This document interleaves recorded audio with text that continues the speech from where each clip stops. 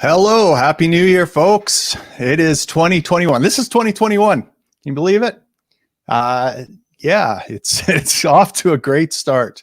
Um, yeah, well, I thought I would bring Keith Komar on. I've invited a couple other guests. We'll see if they pop in.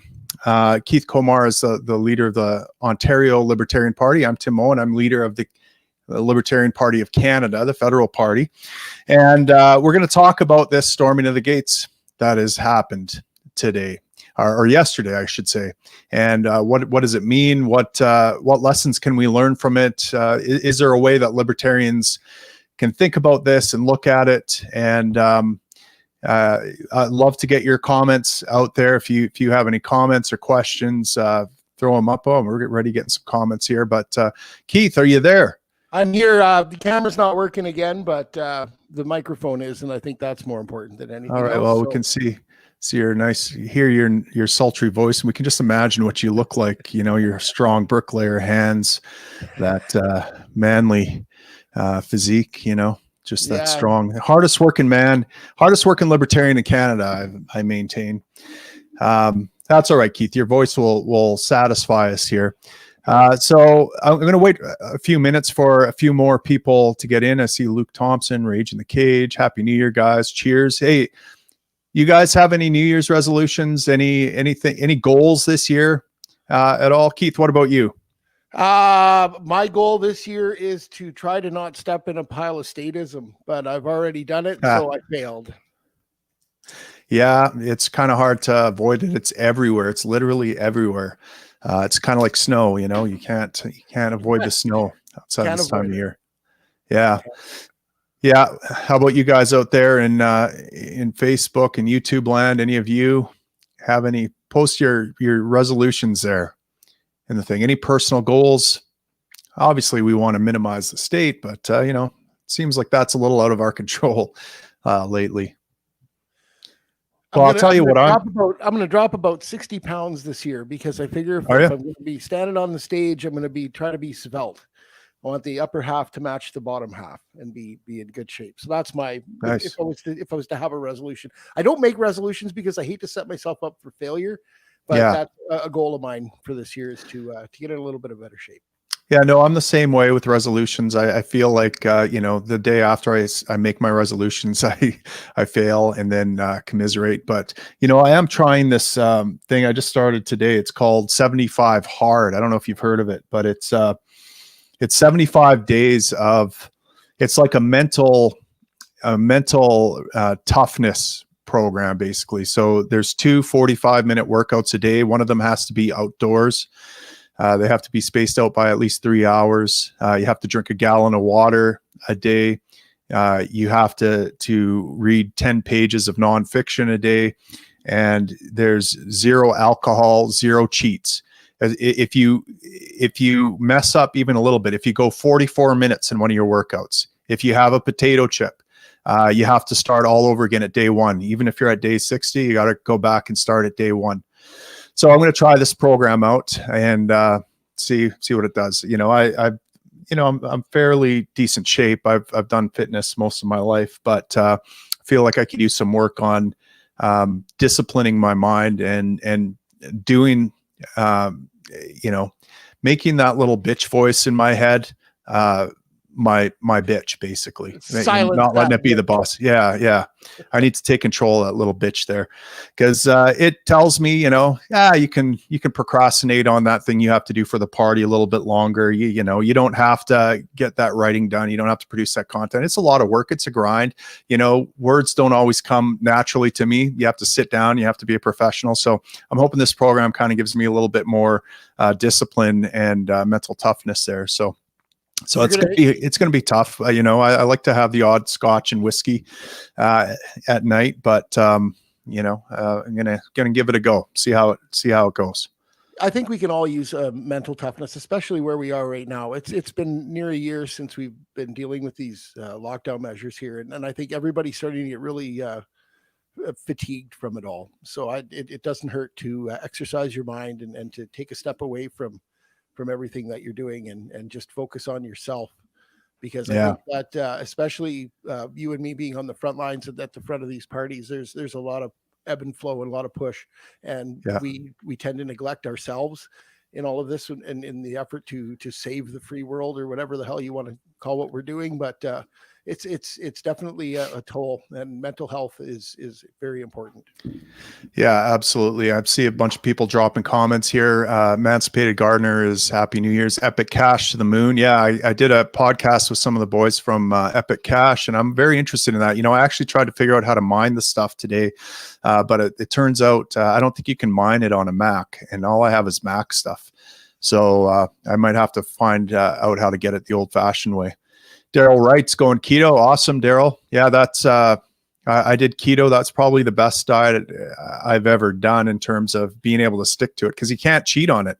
You know, I'm one of those guys. I can't do like one potato chip. If I have one potato chip, I have the whole bag. So I have to go all in on something. I can't just exercise a little bit of willpower or something, and do moderation. So keto was great for me because I could just you know, I couldn't cheat. Like I didn't, if that first week of keto flu where you feel like crap because you're going through sugar withdrawals, I didn't want to feel that again. I didn't want to have to get myself back into ketosis again by having some carbs or get kicked out of ketosis. So I stuck to the diet for about 4 or 5 months until my wife and I went to Italy. And obviously I'm not going to go to Italy and not have pasta. So, but yeah, that was a great diet. Ryan's going to finish his bunker. Awesome. I think that's probably a wise idea based on how things are going right now. Yeah. What do you do when you look around and all you see is this madness? And I blame us all. This all falls upon ourselves, because we're the ones who allow the state to get to the point where these criminals want all this power.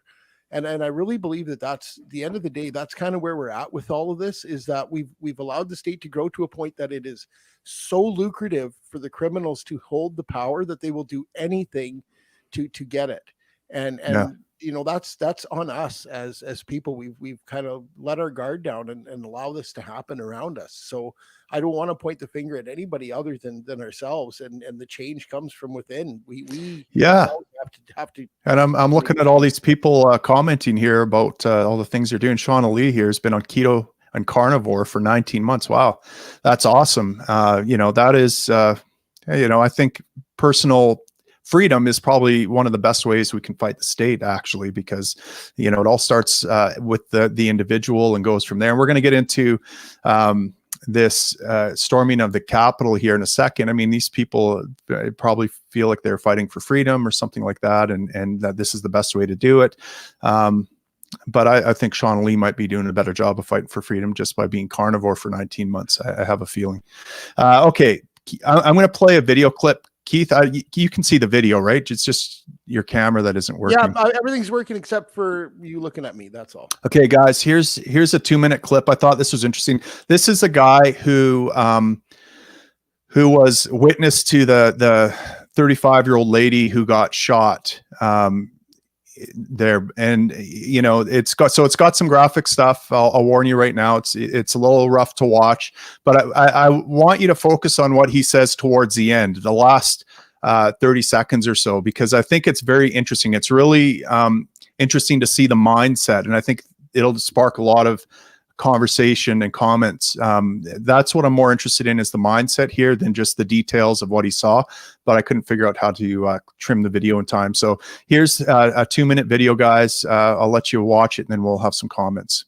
Can you just start with your first and last name and where you're from? Yeah, I'm Thomas Barani from New Jersey. Can you show us your hand? Yeah. How did you get that on your hand? Well, we had stormed into the chambers inside, and there was a young lady who rushed through the windows. A number of police and Secret Service were saying, get back, get down, get out of the way. She didn't heed the call, and as we kind of raced up to grab people and pull them back, they shot her in the neck, and she fell back on me and started saying she was fine, it's cool. And then she started kind of like moving weird, and blood was coming out of her mouth and neck and nose, and I don't know if she's alive or dead anymore. And how did you get back out of the building? Riot police came in and started ushering us out with their sticks. Where did you enter the building and where did you exit? Other side with the scaffolding. We tore through the scaffolding through flashbangs and tear gas and blitzed our way in through all the chambers just trying to get into Congress or whoever we could get into and tell them that we need some kind of investigation into this. And what ends up happening is someone might have ended up dead. And that's not the kind of government we can have. People have to do something about it. I can't. If you need any help at all, EMS is right there. I'm not injured. It could have been me, but she went in first. It was one of us. Thank you for telling us your story. Yeah. Just make sure people know, because this cannot stand anymore. This is wrong. They don't represent anyone. Not Republican, Democrat, Independent, nobody. And now they'll kill people. Who are you saying will kill people? I don't, police, congressmen and women, they don't care. I mean, they think we're a joke. $2,000 checks was a joke to them. You know, there's people filming us, laughing at us as we march down the street at the Department of Justice. There's a man in the window laughing at us, filming us. And here it was a joke to them until we got inside, and then all of a sudden guns came out. But I mean, we're at a point now it can't be allowed to stand. We have to do something. People have to do something, because this could be you or your kids. Thank you, Tom. All right. What I heard there was they don't care about us. They don't represent us. They will kill us. They laugh at us until we're in the halls of power and on their doorstep, and then they kill us. Yeah, I mean, I'm glad that he's realizing that now. I mean, this should have been obvious from the start. A lot of this could have been avoided. Look, this 35-year-old lady, like I'm trying to put myself in the mindset of these people that were storming it. And part of me thinks that what they were doing was they're at this protest, and the police are woefully understaffed there. I mean, if you saw the BLM protests, they had rows on rows of police. Like, no BLM people were going to get into the Capitol building and do anything. Right. But here, the police, I don't know whether it was purposefully left. They basically left the gates open or what, to make, to invite people in there to have this kind of scene, or whether they just were, they underestimated how much police they need. But either way, gross misconduct here, gross negligence on security's part. These people basically walked into Parliament. They stormed in, and what did they think they were going to do when they got in there? Did they think that now these politicians were going to listen to them? Did they think they were going to be able to make some kind of change? Did they think they were going to be able to find some kind of swamp plug and drain the swamp by storming into Parliament? What did they think was going to happen? I have no idea where the mindset is on that, because you know that eventually you're going to get to a line where the guns are there. The senators are not going to invite you into the floor to have a debate with them.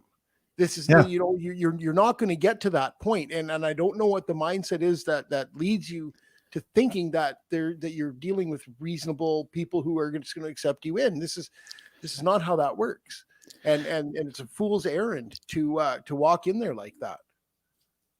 Yeah. And look, here's the thing, and there's been a lot of energy put behind certain figures, right? Like Donald Trump, or Maxime Bernier, or even me. And if we just get that guy in, if we just get Trump in, if we just get Bernier in, if we just get Tim into power, then things will be better. And I think that if anything from this live stream, I want to call into question that type of thinking.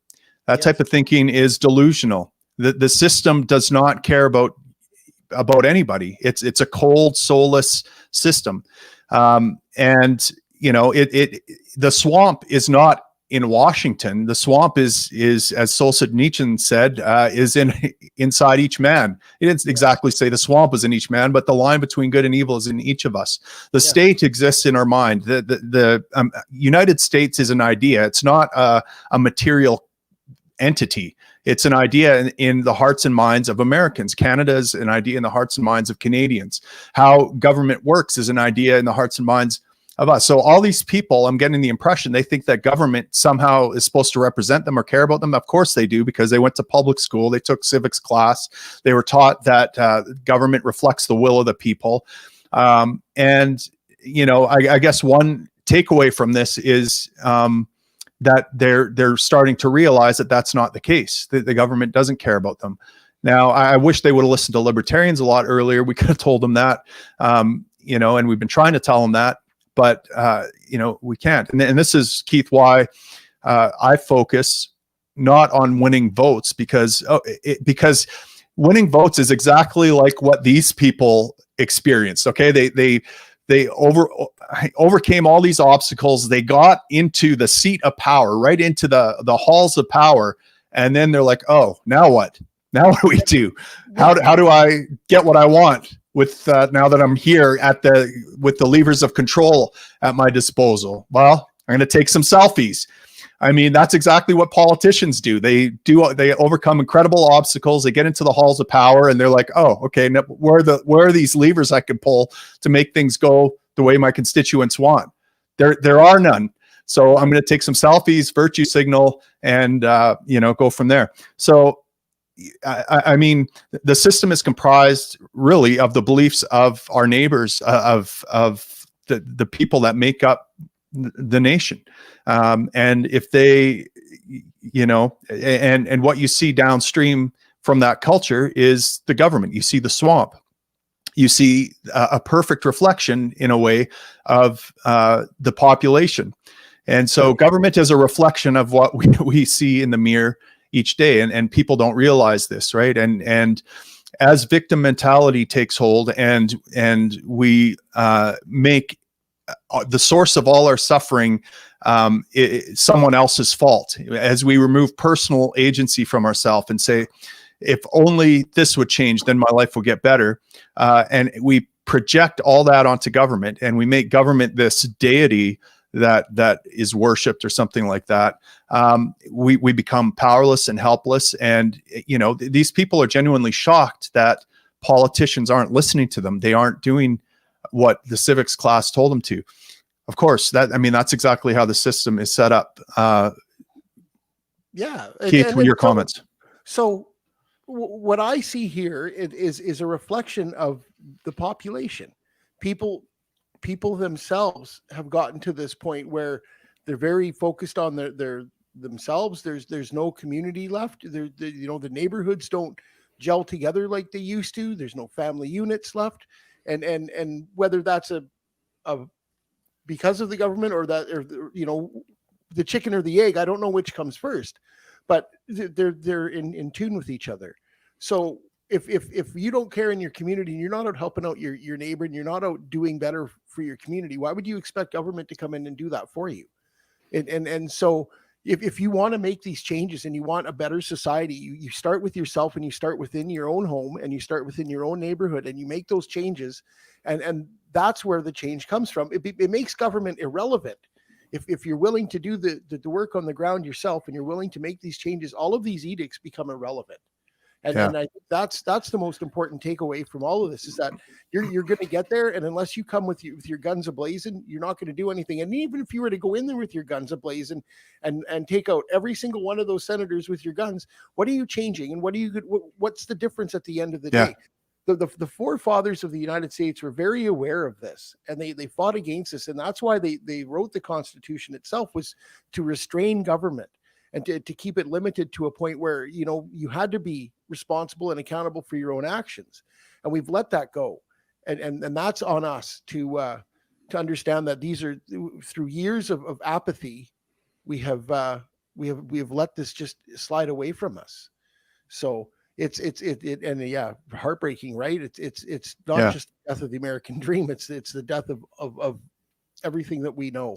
And look, look, there was obviously some colorful dimwits at the front of the line breaking into the Capitol building, right? You saw the Buffalo guy. There was the guy wearing the QAnon shirt that said "Trust the plan." I'm like, well, if you trust the plan, why are you there storming Capitol? Wouldn't you just trust Q to do all his benevolent, omnipotent things that that he's going to get United States? Of course, it's all delusional, but in behind these guys are the people like the guy we just saw there, right? The guy that just saw this woman get shot and realized it could have been him, and that these people don't care. And like the Emancipated Gardner says, you can see his heart breaking almost in real time about the American dream and all his views about what government means and holding it accountable and all those kinds of things. Those are the people that's what's getting missed in the media narrative here, is that, look, these people, just like Black Lives Matter, the people that show up to those protests, they're seeing things going on in the country that they don't like, that are causing them to be upset. A lot of these things are based on conspiracy theories or lies, like that there's systemic oppression or something like that,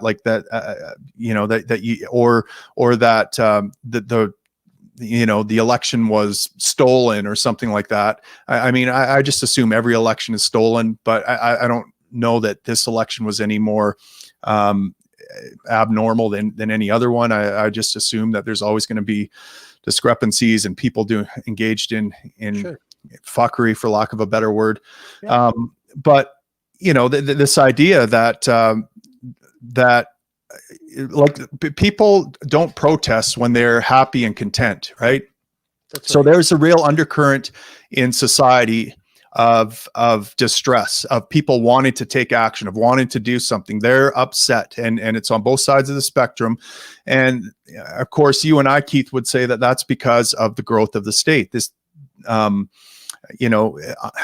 state literally has its tentacles in everything. It's forcing people together who don't want anything to do with each other and should be able to go their separate ways and secede from each other or something like that. And nothing is more prominent than masks versus anti-masks or something like that.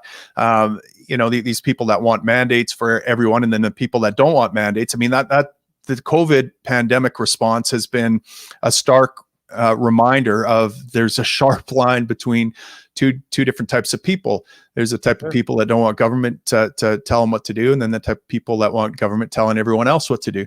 And that's fine. You can have those beliefs, but we should be able to go our separate ways. You shouldn't have to integrate with us, integrate with each other. And and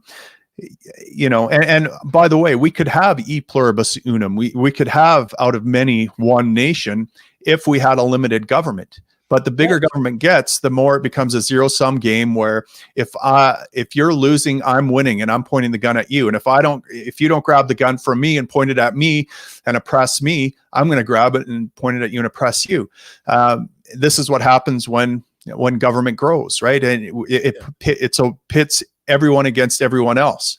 And so, and let's define that too, where the founders of the United States understood that, and that's why they put all the power in the hands of the states, and that the federal government was supposed to be limited, because they understood that as America grows, each state is going to grow with its own identity, and it's not going to be the same.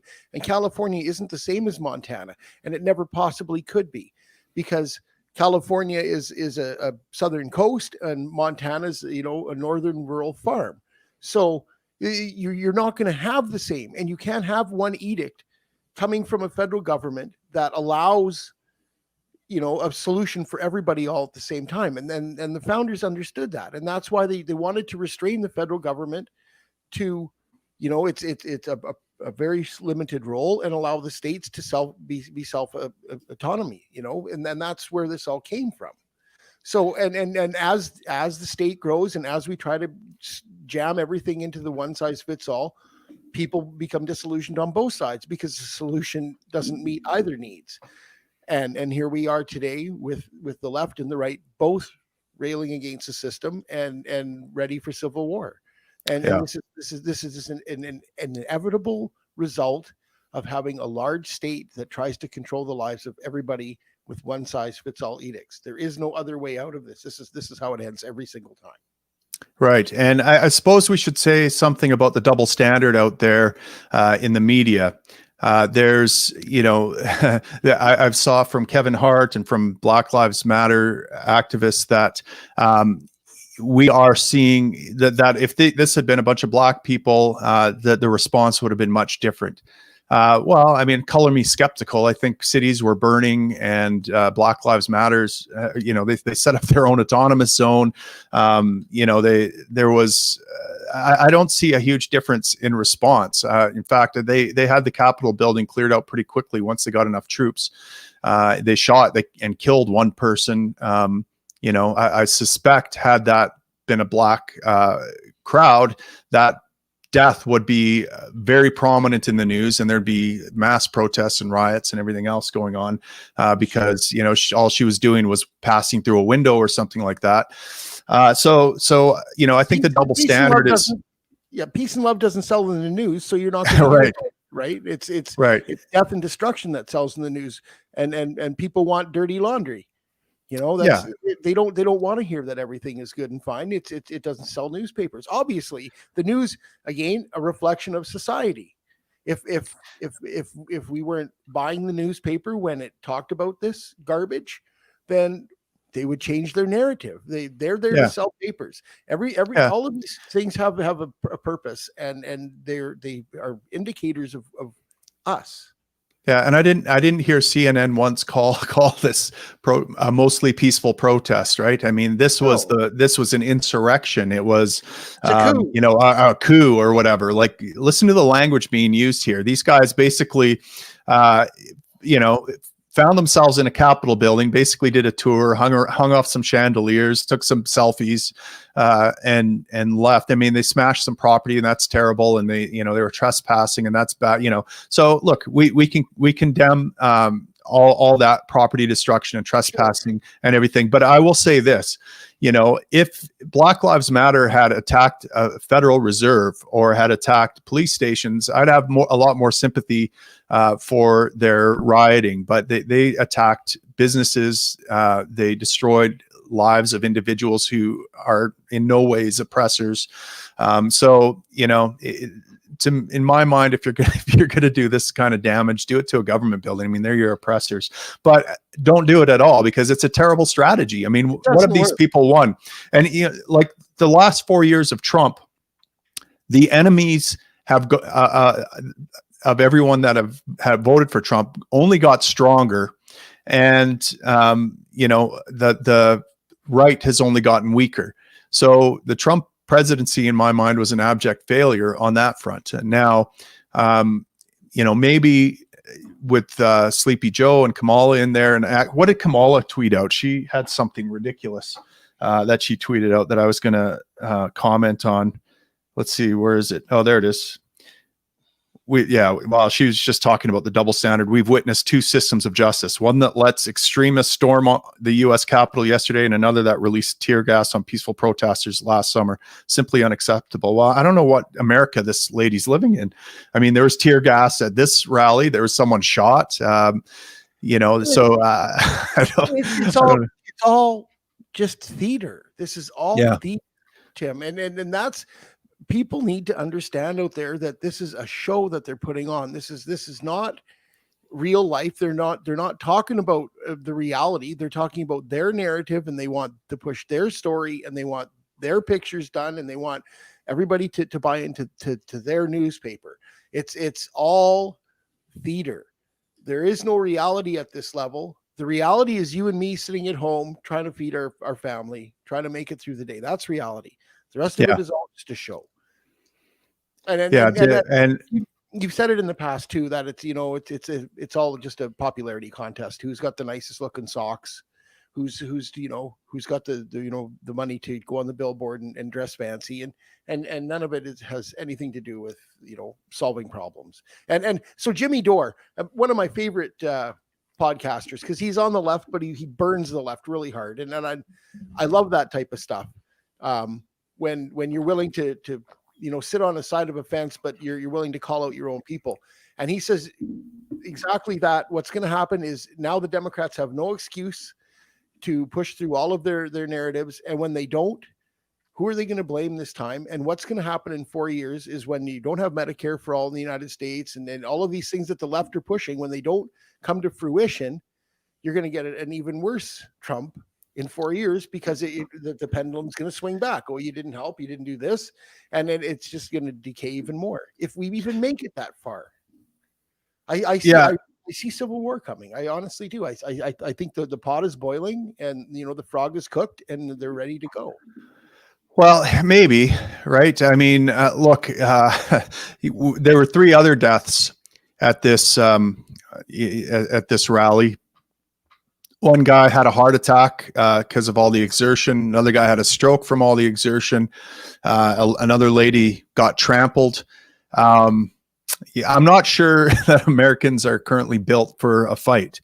And but maybe there's some out there that are, hard times make hard men, I guess, right? So we'll see. But yeah, I mean, look, history does repeat itself. I saw someone talked about a similar incident that happened, with Claudius in Rome, and Claudius was basically a Trump-like figure. He was a populist, and he had some enemies that wanted to take him down. They ended up taking him down and stabbing him, and taking him out. And then years later, that populist base and that populist sentiment didn't go anywhere.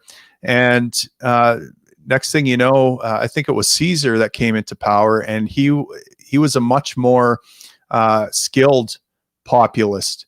Trump, he's like the thing about Trump is that he's basically just a blowhard that manifests reality by saying stuff, right? Part of the deal. Yeah, he isn't really, he doesn't have necessarily a plan or a real principles or an ideology. I mean, he says America first, but if he wanted America first, he'd adopt libertarian ideas, right? He wouldn't block trade and threaten to clamp down on businesses and speech and all these other things that he does. He wouldn't print trillions of dollars. He'd stop spending like a drunken sailor, all these things.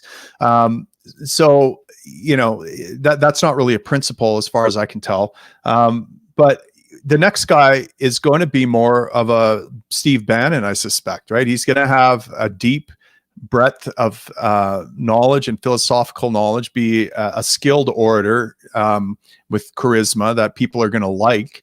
And it's going to be a much different story when that guy comes to power. Sure. I don't think it's going to be a good one. We're walking the road of Germany, and anybody who doesn't see that is a fool. Where we do repeat our history, and we're walking towards this totalitarianism, and people are starting to really, in our country, I think we're a little bit further down that road. We're cheering this on quite heavily as to what is happening right now in this country. And you couldn't lock us down hard enough for a lot of people, and you couldn't, punish us enough because we're so bad not wearing our masks, or whatever the narrative is that day. We're heading headlong into a Chinese authoritarian state here, and Right. and I don't know where that breaks or what the point is, but if you don't want that, we got to just stop participating in this. We have to stop feeding the beast. We have to stop playing in the theater that's going on around us. Yeah, and Paprika here says, these people on the fringes, there aren't enough of them to start a war. I hope that's true, but Todd Brill makes a point, 70 million people on the fringes. I think, look, 70 million people aren't going to pick up guns. There are only the most extreme nutters are actually going to fire shots, right? I don't think most people have the stomach for that, to be honest. I think things have to get really bad before the average person thinks about going that route. And I mean, even the storming of the Capitol building, I don't think anyone was armed. I think they just kind of walked in and looked around. The most unorganized coup ever in history to storm Capitol buildings without weapons. That tells me that there was no coup going on right there. If they really wanted to overthrow government, they'd have come in with there's enough guns in the United States. They'd have come in with their weapons, and they would have there had been a fight there. So it's a disaster, really, at the end of the day, that that people use that language. But again, it's theater, and they're trying to sell their narrative, and they want to push their agenda. So you hear words like coup come out, which it's foolish. And all of this has just made me so sad in the last couple of days, because people have been hanging their hats on the fact that, on January 6th, Mike Pence is going to do something, drastic and break the system. But we all, I didn't see that coming. I thought maybe the courts might do something about this, but once the courts said no more, we're not going to play this died on that day. And so here we are, we're still watching this go on, and it's theater. This is just a, keep us all watching with intent as to what's next, what's going to happen next. And what's going to happen next is the state is going to grow like it did the last 4 years, and the 4 years before that, and the 4 years before that. And until we stop electing statists, and until we start taking personal responsibility for ourselves and just doing things on our own time, and not worrying so much about what the government's doing, it feeds off of that. So the solution is in yourself. Do your thing, be yourself, self-autonomize yourself, and ignore the noise. Yeah, and I want to comment on what Sean's saying here. Trump was definitely an outsider, a big fuck guy, a big fuck you guy to the establishment, but he's no Ron Paul. Ron would have done exactly what he said, and it got him assassinated. I agree. Ron had integrity. He would have tried to do everything, but I think he would have run into a lot of the same problems. Like, I think Trump did try to get some things through, but his problem is, he didn't really understand the establishment. I mean, or the swamp. I mean, he put the swampiest of swamp creatures into power, right? Like Bolton and guys like that. But I think Ron would have run into problems with propagandists and institutional resistance, right? Like he might have been able to bring the military home, but as soon as he made that order, there would have been billions of dollars, mobilized against him in terms of messaging that he was going to start, a nuclear war, that this was going to set off huge repercussions. America would have been frightened to hell, and they would have done anything to get Ron out of there, I think. So, I mean, this is the problem. Like, even if you get a Ron Paul or a Tim Moen or, the guy that, name your top guy, into power, I'm going to have a hell of a time getting, breaking the chains of statism when there's so much invested in the system, milking us for all the money it's worth. I mean, look at this COVID pandemic as an example. We're seeing one of the biggest infringements of civil liberties we've ever seen. At the same time, we're seeing a huge wealth transfer from the little guys to the central banks and the big corporations, and then basically all the oligopolists, right? You think the people that are benefiting from this type of oppression are going to want anyone to roll that back? I mean, the pandemic is a perfect example, because, I mean, if you want to roll back anything that gives you a little bit more freedom while you're trying to kill grandma, and you see how well that propaganda works. Well, you can use that type of propaganda for almost anything, and make claims that it's going to be a catastrophe and a disaster if we allow freedom. And Ron Paul and Tim Moen, they want freedom, and these guys are recklessly endangering. We need to find a way to get them out of office. So, you're going to run into all sorts of problems that way. All right, let's see some of the comments here. I think, have we caught up to some of these? Got Todd Brill and a bunch of people going out. Here's a question. You think the Army is going to fire on 1 million or more armed civilians? No, obviously. And look, if you want to get things done, you have to recreate the American Revolution, right? Where you have a motivated citizenry ready to form militias and pick up arms and shoot and kill people. And just imagine for a moment what you would have to do to get to the point where you're willing to do that, and how close are Americans to that point. I think they're quite a ways away from that point right now. I mean, it might not take long to get them to that point. I mean, who knows what 4 years of a Biden-Kamala presidency could do, and trillions of dollars of printing money and wealth redistribution. I think once we start suffering the pains of that, of what we're seeing right now, I mean, this is just a start. Like, the system can continue on life support for a while. We can keep racking up the credit cards, keep racking up the debt, and imagining that everything's okay, and everything will be okay for a little while. But when that bubble bursts, and who knows when that'll be, it might be, 4 years down the road, it might be 10 years down the road, it might be more. that's when people will start to feel real pain. That's when average middle class families are going to be trading bullets for rice and gasoline for food and that sort of thing. So that's the point. And then I think you're right, Todd. But I don't see how people are anywhere close to that type of state of mind yet. I think it's only a few fringe, mentally unstable people that are. Well, I think in the States they're a lot closer than we are in Canada. I honestly believe that. Oh, for sure. We're 100 miles away from that. But I do know a lot of American people who have had enough and they're fed up. I know a friend of mine who's a Canadian who's moved down to the United States, and we had conversations about gun rights. And for years they would say, Keith, Canada's got it right. We don't need guns. We don't need weapons. And, that person has said to me recently, you know what? I'm going to get a gun. I'm at least looking to it. Oh, all sorts of people have been saying that. Yeah. Yeah.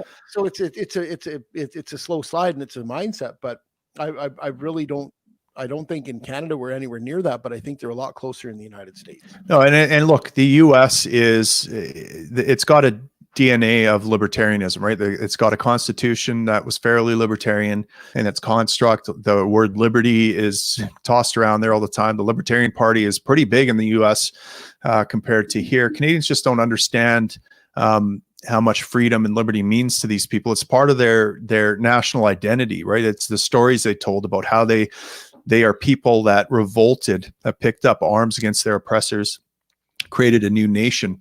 We're the country of redcoats. We love the state. We always have. And, I don't know what it's going to take to change Canada's mind, but I hope, Keith, for a peaceful resolution to this. I hope that we can wake up enough people.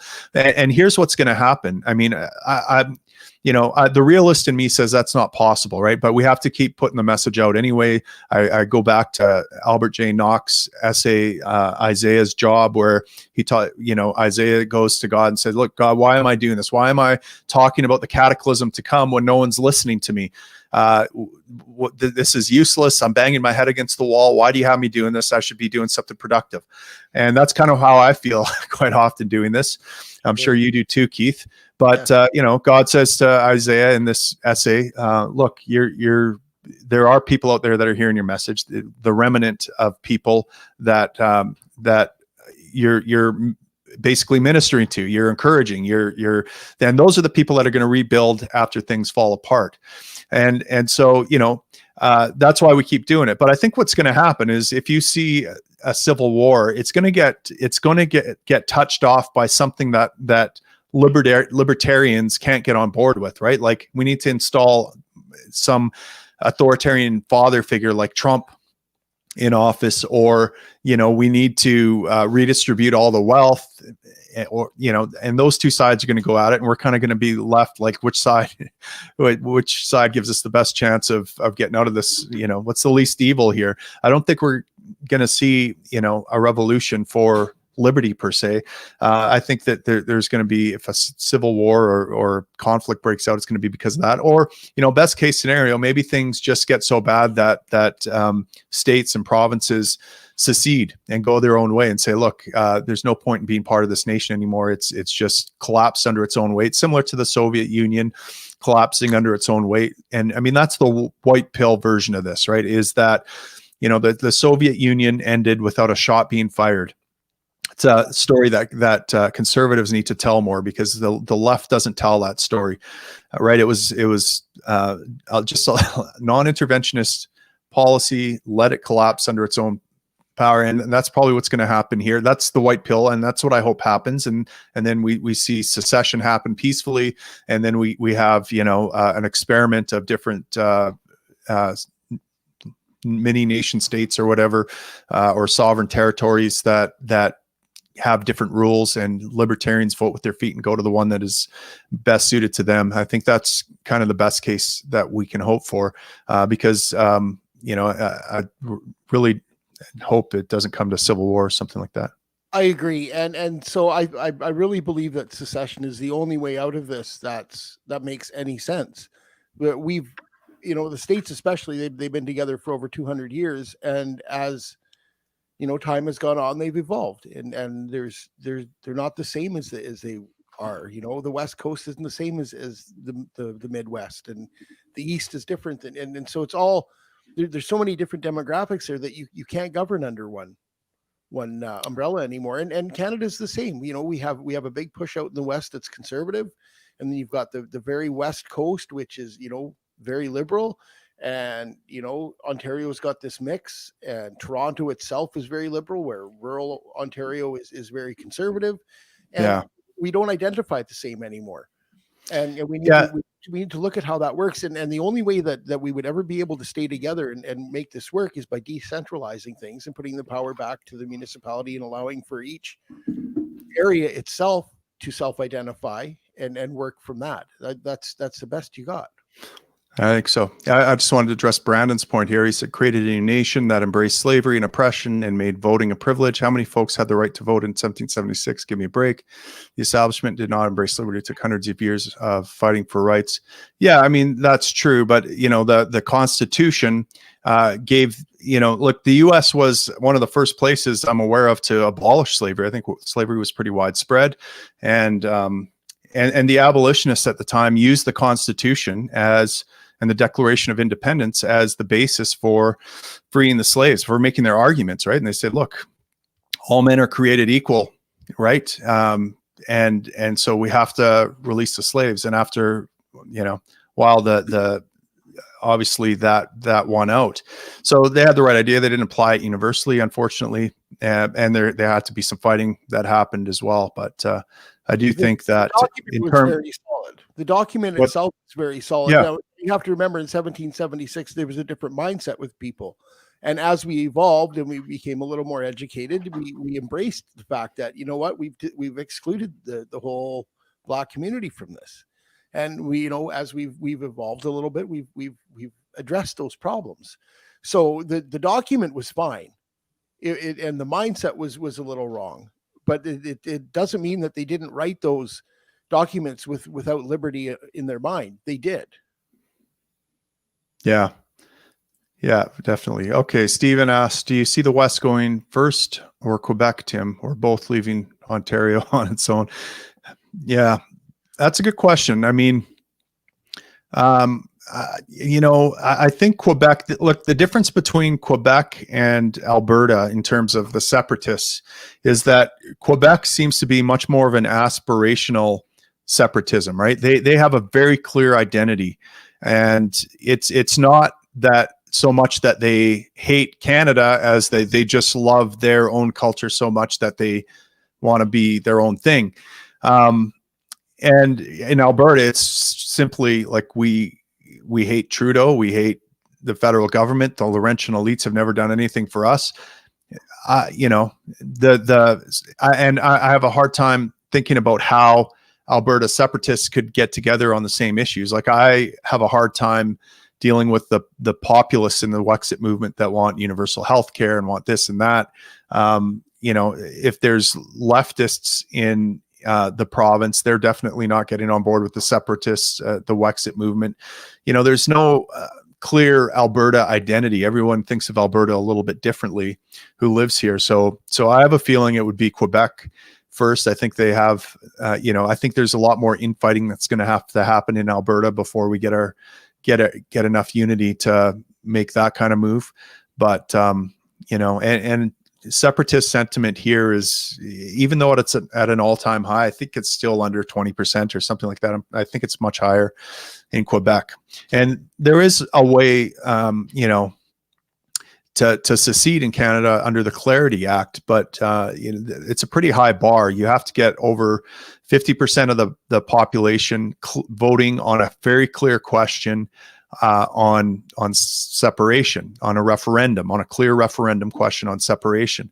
And so just imagine what it would take to get to that point. First of all, you have to have a provincial government that's willing to put that forward as a referendum at all. And think about all the pressures against a provincial government from doing that. These are politicians who are operating in the halls of power, who are buddies with their federal counterparts, who are offered all sorts of bribes and you know, not even like outright bribe, but like here benefits, let's say personal benefits from being connected to Canada.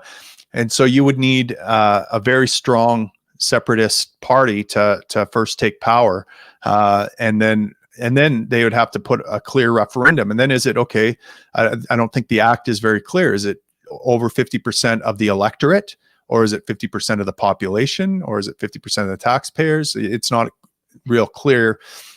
So there'd probably be some legal arguments made if the vote was close on both sides.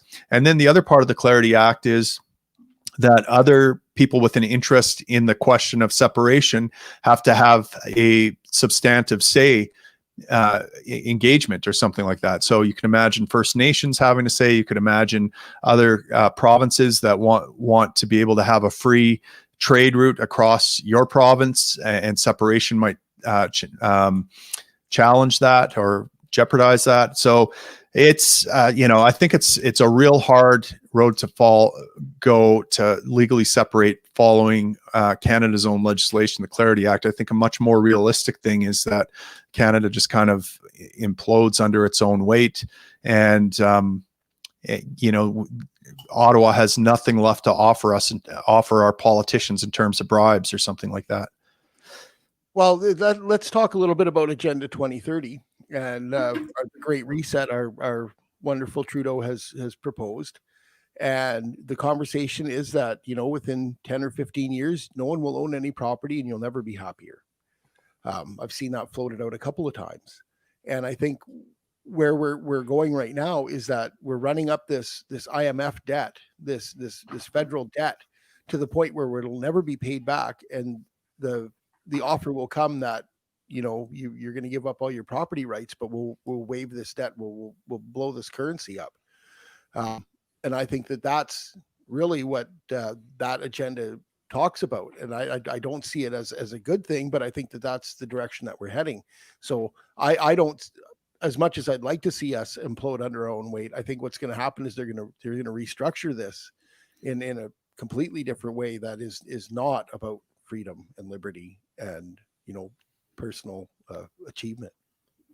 Yeah, no, they're definitely going to do that. I mean, they have some nefarious plans, let's say, or I wouldn't say plans so much as instincts or incentives, right? I mean, if you are in the halls of power, look, being a leftist pays dividends big time, right? And having redistributive policies. I mean, you look like a super charitable guy. At the same time, you get more power and more people dependent on you, and it's like a win-win. This is why the left why policy always shifts leftward over time. That the personal incentives are just too high for politicians not to go left. And so we know that they're going to go left, and we know what that means. That means things like the UBI. That means things like, eroding or abolishing property rights. It means things like redistributing wealth, controlling every part of your behavior, when you can wear masks, when you can exhale, how much CO2 you can emit, how much energy you can use, every aspect of your life. There is no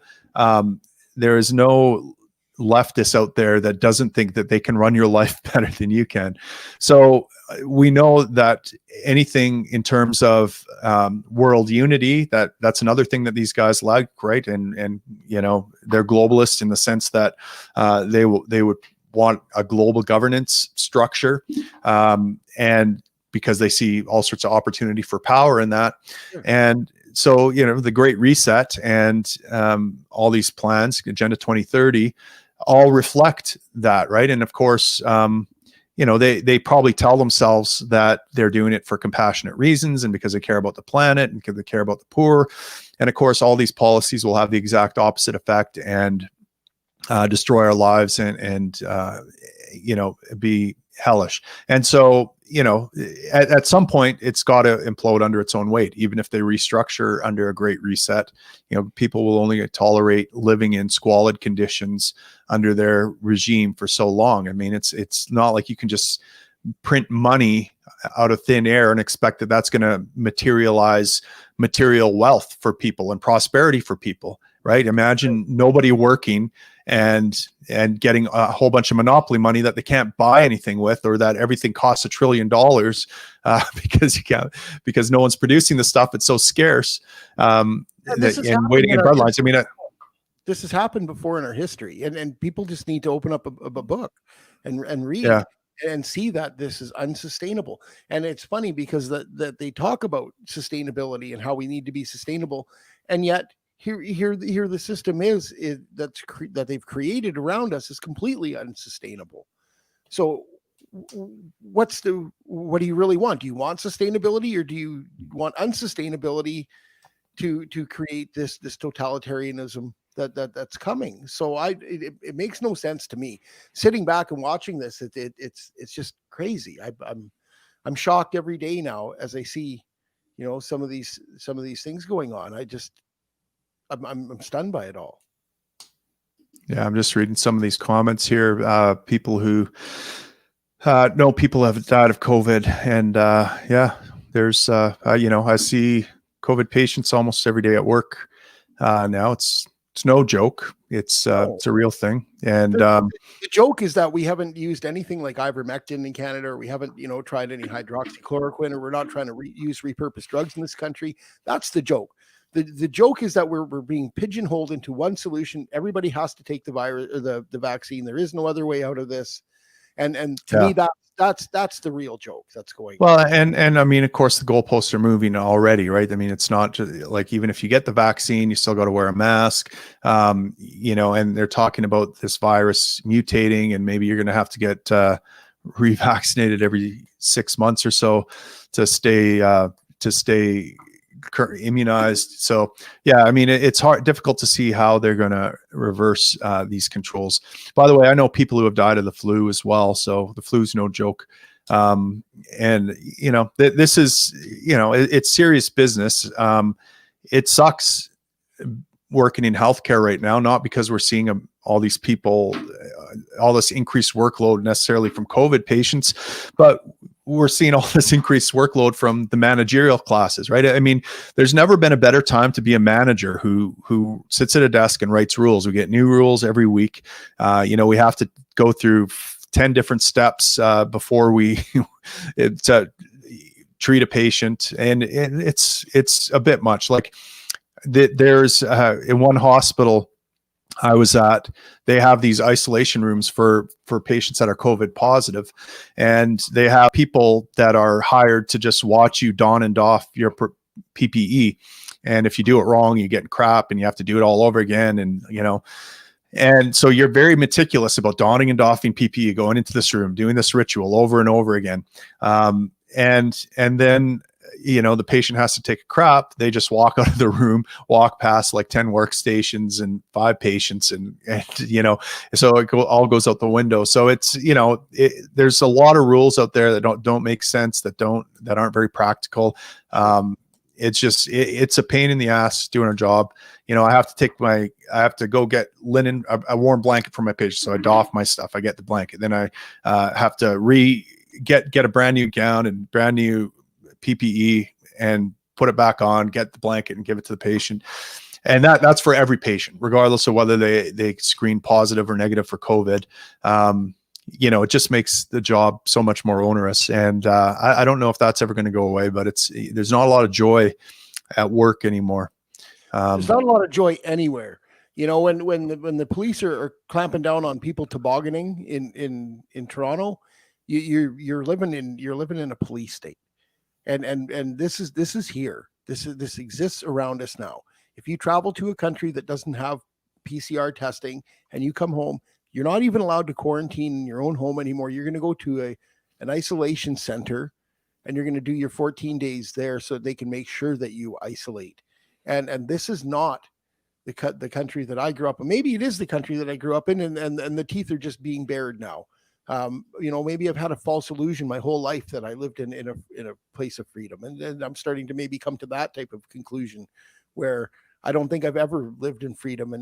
It's all just been an illusion around me, but I want to live in freedom, and I don't want these edicts. So what I want to do is I want our people who are in power to use common sense and start fighting this this virus on a different level, and starting to, use the world knowledge that we have from other countries who are fighting this virus differently, and start to wake up that way. And I don't know if we're going to see that here, because we're being pigeonholed in this one direction. But I don't, as a bricklayer, I don't have any medical knowledge, but I do know that closing businesses isn't going to stop a virus.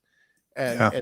and like we have to do something different. We have to be, Yeah, it's almost it's shocking how much people look to the government to solve their problems. Like I don't remember a time in history when people look to the government for their own healthcare for so much. But I want to get to Brendan's questions here. Brendan asked him, the number of patients numerically similar from previous years around the season? That's hard to say, because we do, like, I do calls pretty much all shift at work, and that's all pretty much all year round, really.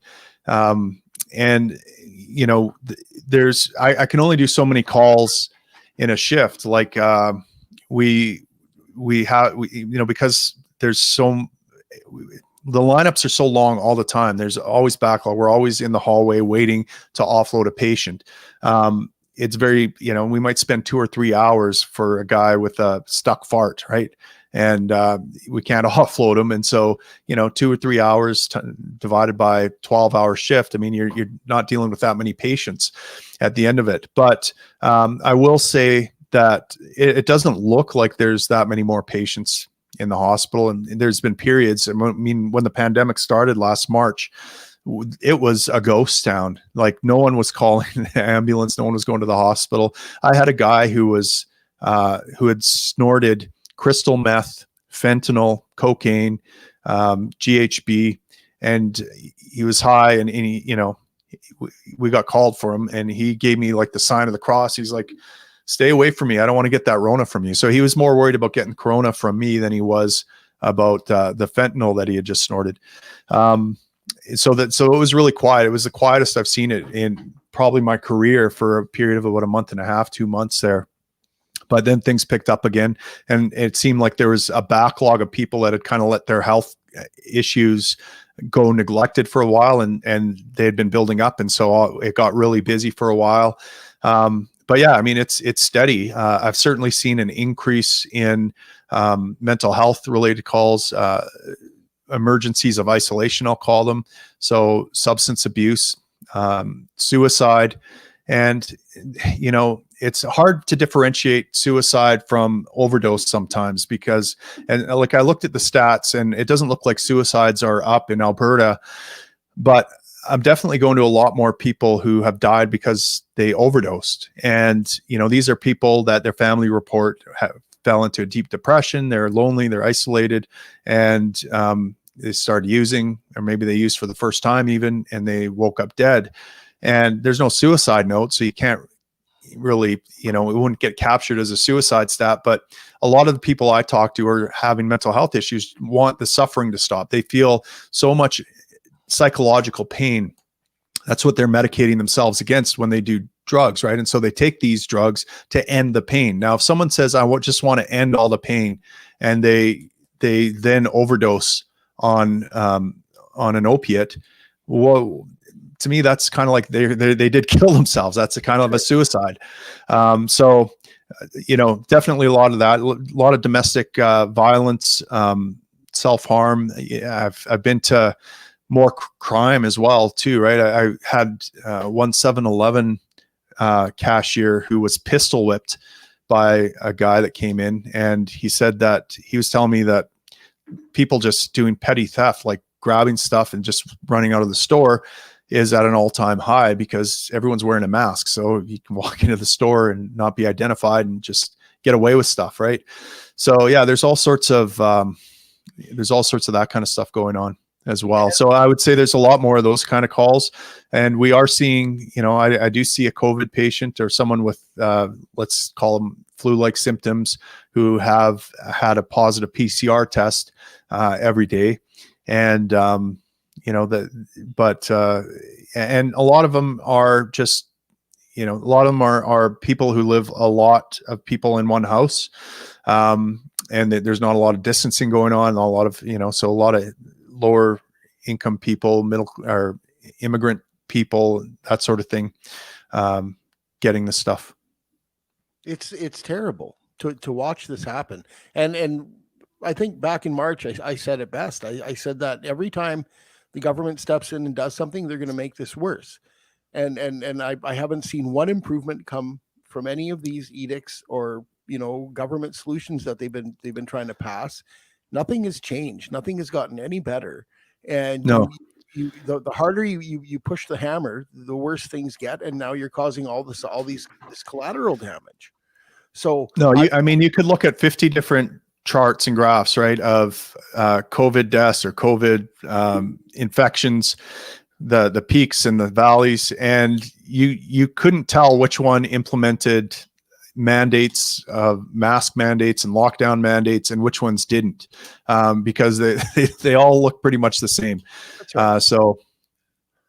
So, and I think that might, if getting back to storming the gates, I think that has a lot to do with the mentality of the people in the United States too, is that they're under, you know, lockdown fatigue. They're under this duress of not having enough money to feed themselves, of, you know, all of these other issues that are happening. And so you're causing this powder keg.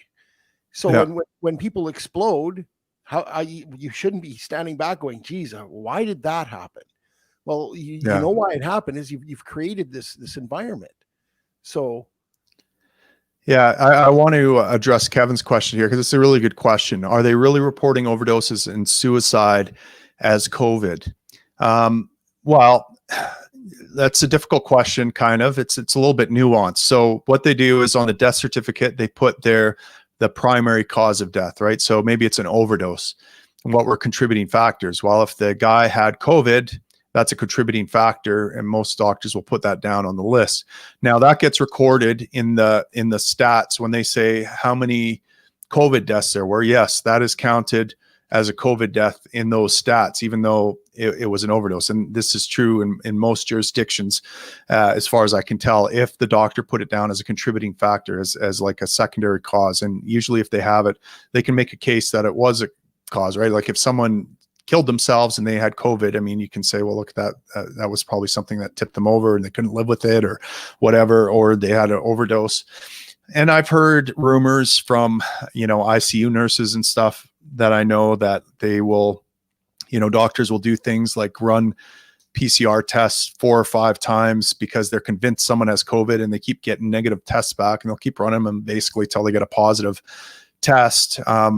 You know, how much truth there is to those kinds of things, I don't know. But, you know, there's a lot of, you could call it fuckery that it's going on with these stats.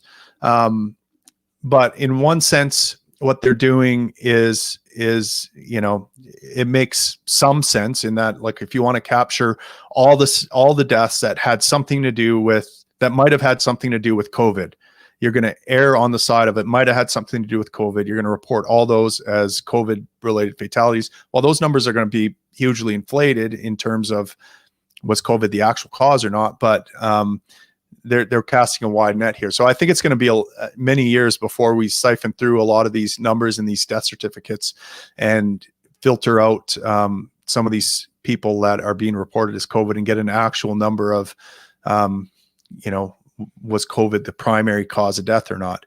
I don't think we ever will get to that. We may not. No, we may not. There's no political will to find the answer. You're right.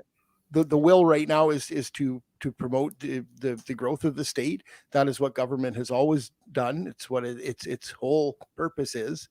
And the easiest way to grow the state is to have, you know, mass panic. And the only way to create mass panic is to inflate that number. So there is no political will to go in there and look and say, you know what, let's sift through these and find out who actually died of COVID. They don't care.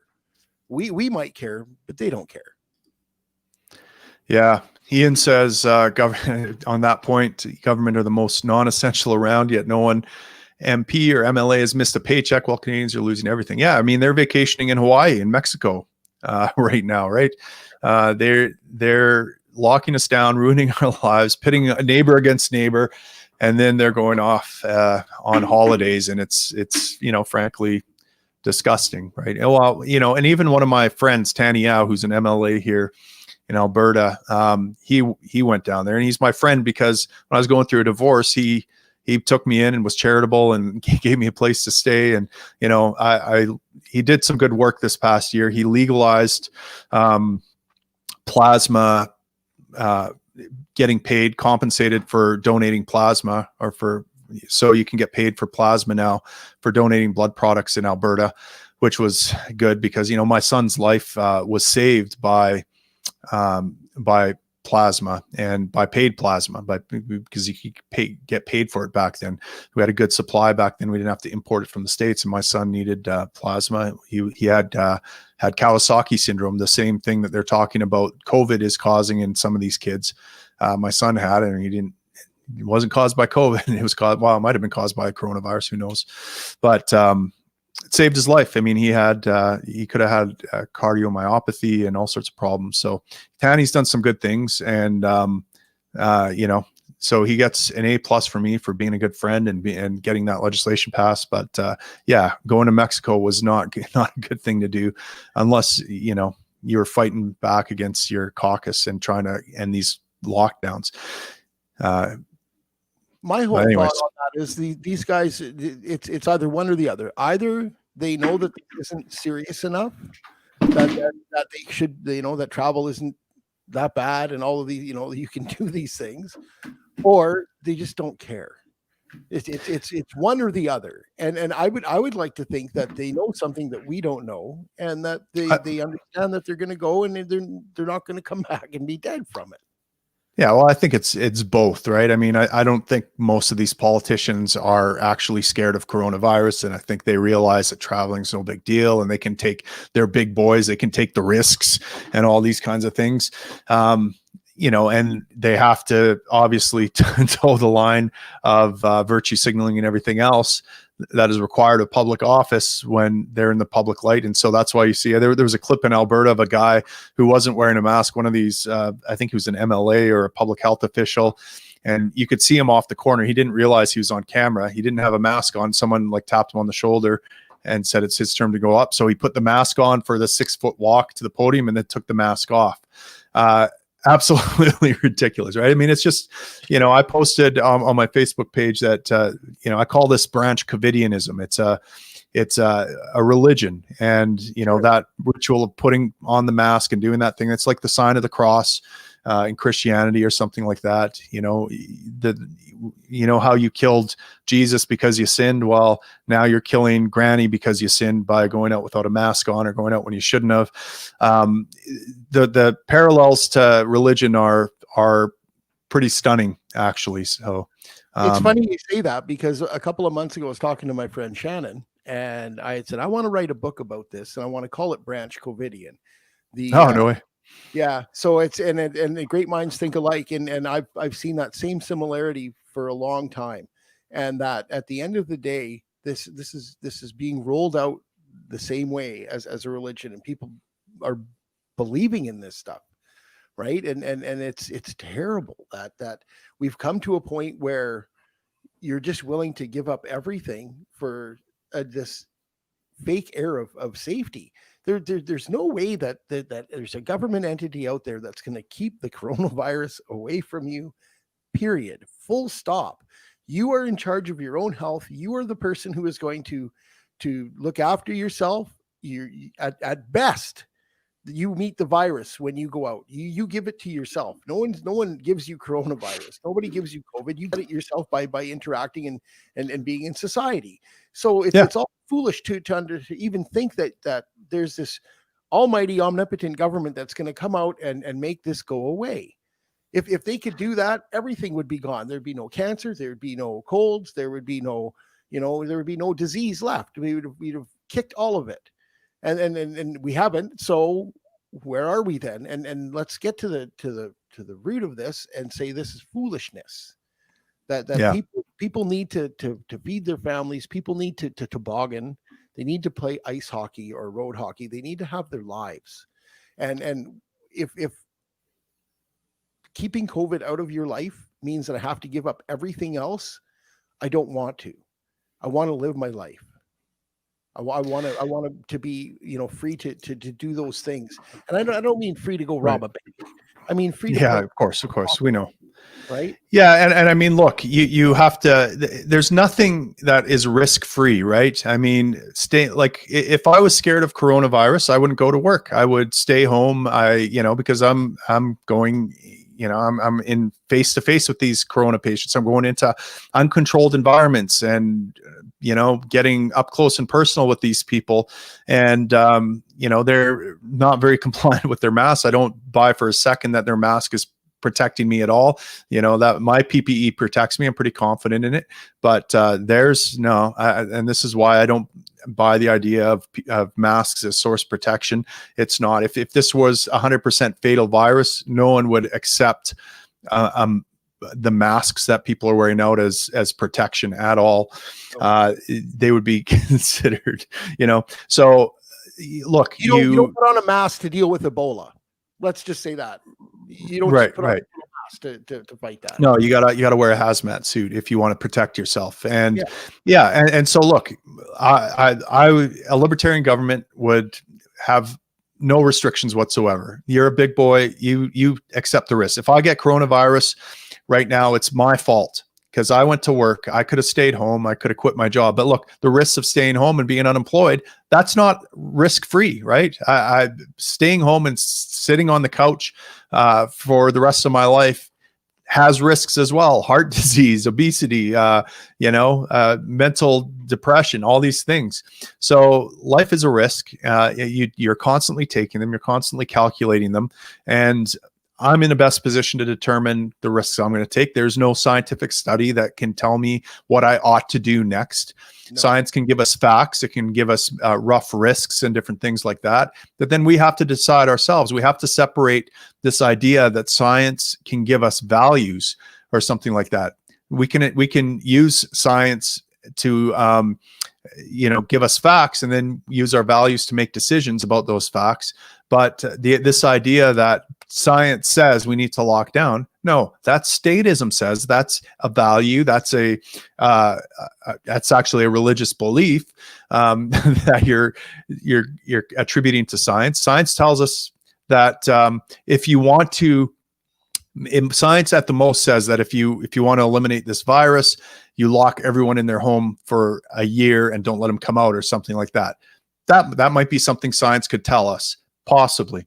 But that's if your only value is avoiding the virus. But what if your value is, I want to live my life, right? I want to play hockey. I want to go to the movies. I want to have a drink with my buddies. I want to go to work. I want to put food on my family's table. Then it comes into conflict. And then what does science say? What if my value is I want maximum freedom? What does science say about that? Well, then it says no lockdowns because lockdowns infringe your freedom. So just this idea of science says is ridiculous, right? It doesn't inform our values, and people always act like it does. That's right. And at the end of the day, being human is a lot more than just having a pulse. A pig Absolutely. Has a pulse. A frog has a pulse. So I want to be human. Yeah. I think Ian makes a good point. If government employees, especially politicians, weren't getting paid, COVID would be over. Yeah, sure. I think that's reasonable. I'm at Doug Ford's house last weekend. We're going to play road hockey in front of his house. He's not paying attention to us down at Queen's Park, so we're going to bring the game in front of his house. And I'm trying to get a ticket, and I'm talking. Oh, nice.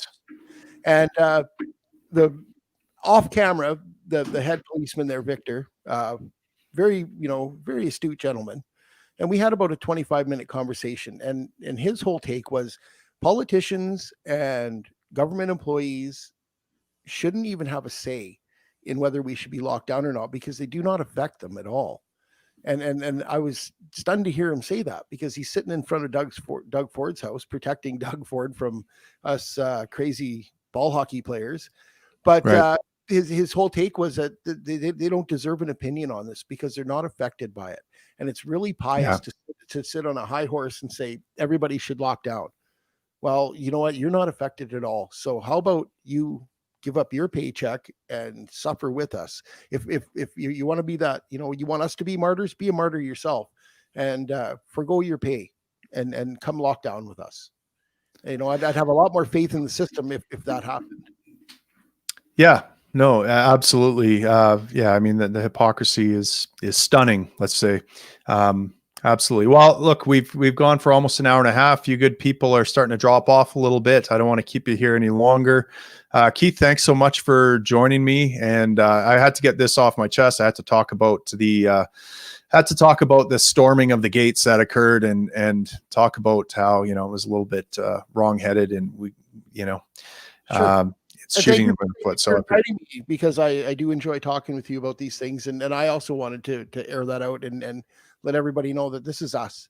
We did this to ourselves, and the only way out is from within. Right. There's no external solution to these problems. And what's your party webpage, Keith? OLP.com or? We are libertarian.on.ca. Oh, perfect. And we're libertarian.ca. And this is being streamed on the Liberty Experts podcast, which is my podcast I run with my partner, David Birnbaum. We have different guests on there. And so check us out at the Liberty Experts. You can go to thelibertyexperts.com and become a supporter listener, and you can do things like get on our show and have a conversation with me and David that we broadcast, and you can join the discussion over there, and you can subscribe to us on iTunes and YouTube. So thank you so much, everyone, for joining us, and all the great comments and questions. You've been great. This has been the Liberty Experts. Thanks, guys.